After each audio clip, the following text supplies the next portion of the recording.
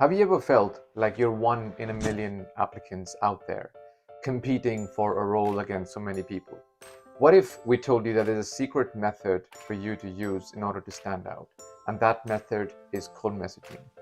In today's episode, Meher and I will be discussing this secret technique with you. So, cold messaging is really the secret weapon that not enough people are using. We're living in this world which is extremely competitive. On LinkedIn, for example, you can apply to a job essentially by one click of the button. So, we're living in this world which requires you to stand out using different ways. So, Meher and I have been using cold messaging for a long time, and in today's video, we'll not only be going over how to craft the perfect message in order to open a person, but also using our own experiences, explain to you how we have used this method. Welcome back, guys. I'm Jazz. I'm a corporate finance professional based in London. And I'm my sister Meher, a strategy consultant also based in London.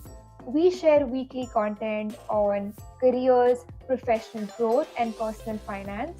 So be sure to hit the subscribe button to get notified when we share content. And also, it really helps us with the YouTube algorithm. With that, guys, let's get into this video. So, guys, I think before we delve into the strategies that you should implement, it's important to set the context. What exactly is cold messaging and how can it help you? So, a cold message is akin to a cold call that you make to someone who you don't know previously. And the idea is that you're reaching out to them to either secure an interview or to know more about a certain team or even to gain mentorship from a person who inspires you. And the key to a good cold message is to make it short, very succinct, and to have a clear call to action. Why I think cold messaging is extremely helpful is because, first of all, as an applicant, it helps you bypass the traditional application system where you have to send out your CVs and your application in an HR, kind of online application system. Second of all, it helps you stand out from your competitors because you have already reached out to the hiring manager who is going to make the decision on who should be hired. Third, it shows how proactive you are as a person because you've made the extra effort of reaching out to the hiring manager or someone else in the company and trying to build a personal connection with them. And lastly, you might not know this, but a lot of jobs are actually hidden. They aren't posted on public platforms. So cold messaging can help you find out about such roles as well, Jazz. Now, personally, guys, before I hand it over to Jazz, I have used cold messaging throughout my career. So a cold message helped me secure my first job in Singapore while I was a student in the US. And secondly, more recently, I moved from Singapore to the UK and made a big industry switch also with the help of a cold message. So it's super helpful. Yeah, indeed. And I think for me personally, I've also been using cold messaging predominantly to connect with my alumni network, and I managed to land several interviews using that technique. So I think so with that, I think you've covered background around what a cold message is, why it's important. So now let's go into the second most important aspect, which is who should you reach out to? Now, this is also a very important topic to focus on because it's not really efficient to reach out to random folks. So the three key constituents that you need to reach out to are firstly hiring managers. So these will be folks with, let's say, about 10 to 15 years of work experience who are actually advertising for the roles that you want to go for, right? So the very first thing you need to do is you need to make a list of the companies that you want to apply for and have a good view on the open roles and the teams that are looking to hire within those companies.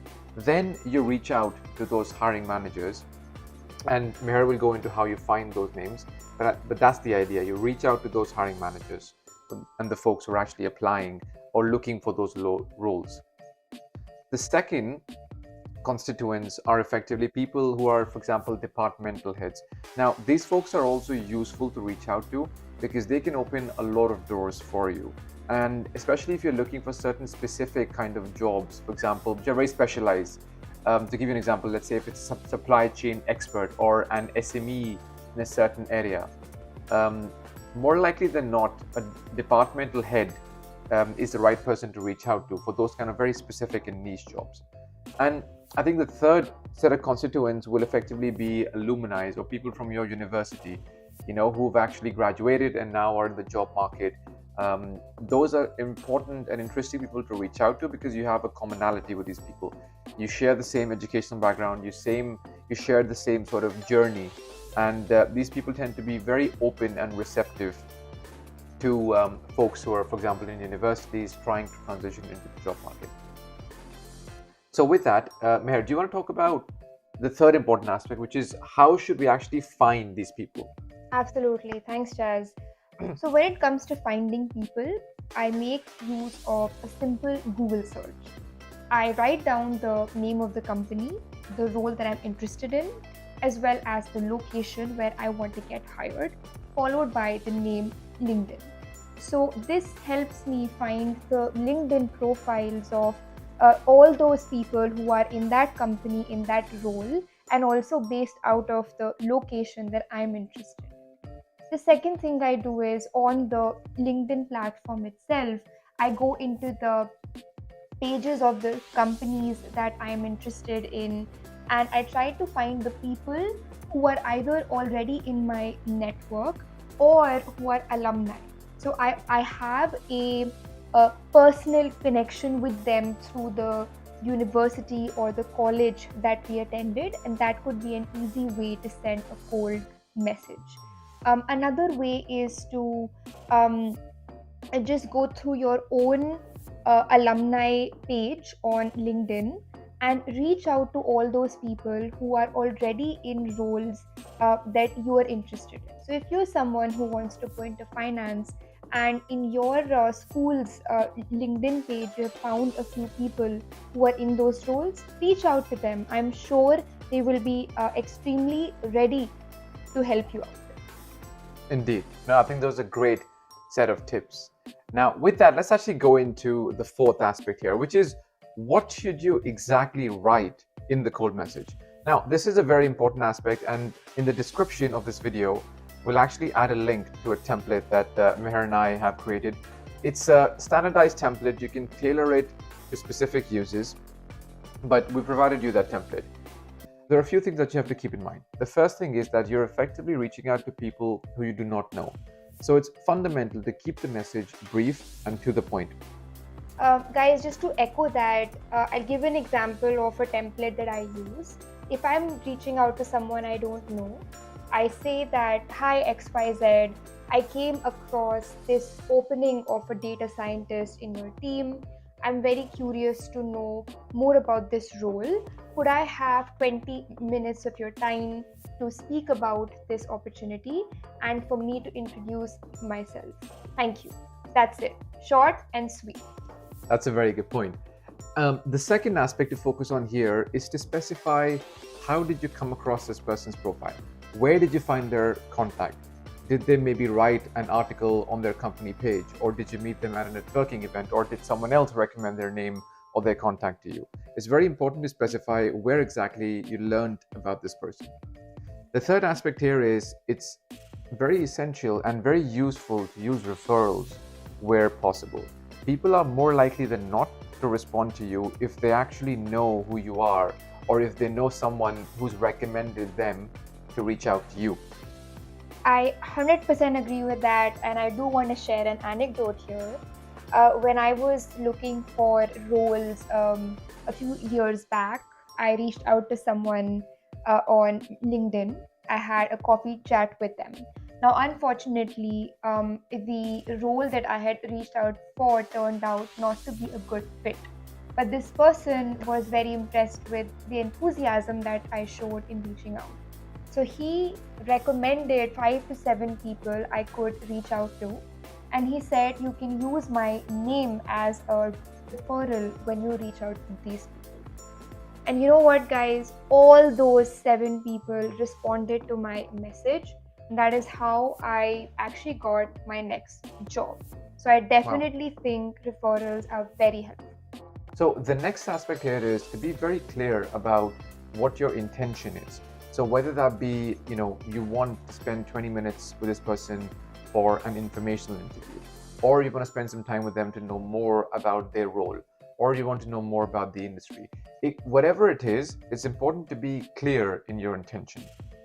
Absolutely. I will also add that sometimes I've just reached out to people whose career path I really admired, and I had a chat with them to get some guidance and mentorship as well. So that could also be an intent. Other things that you should keep in mind is that at the end of the call, be sure to have a call to action, meaning that you can ask them what are the next steps in the hiring process if you are indeed interested in the role. Or you could just say that I would like to share my CV with you.